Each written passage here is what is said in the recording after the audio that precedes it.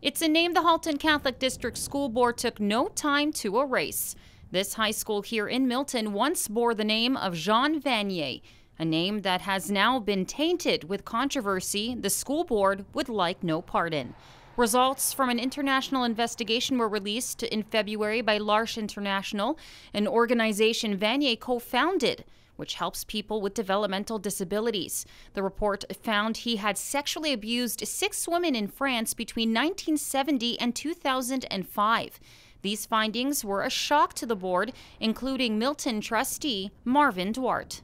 I used to live right near JB in the past, and every time I drive by the school, it brings up some memories of the name. You know, it used to be JB is the way of life. That's the slogan of the school. And now if I go by the school and I say JB is the way of life, it doesn't make sense to me. Same thing with the parents, with the kids. That's not what we should be teaching our kids. Kids were very upset. We had the school counseling group in the school to talk to the kids and explain to them. Kids do understand now the period of time. And why have this doubt in our mind? We need to go to a school and be welcome, feel good about it. The board decision to strike the name of Jean Vanier has a lot of support from parents and students, including former student Angelina Viliani, who graduated last year.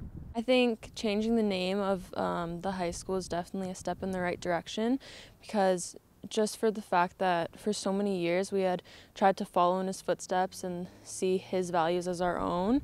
And really just finding out after that the horrible things he had done in the past. And yes, he had done some pretty amazing things in his lifetime, but we can't just look past that. So I think that changing the name definitely is the right thing to do. The board passed the name change recommendation back in March, but before they can continue, it was also suggested the policy around naming schools be changed. Duarte says the policy committee met on Monday night to discuss this issue.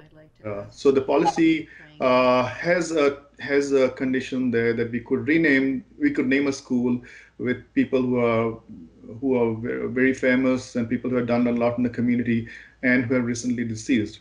But we found that in this particular case, it has not really worked well.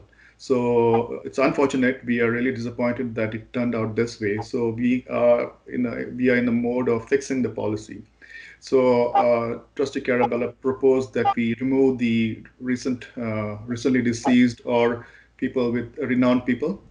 The policy recommendation will now be sent to the board for final approval at the end of April.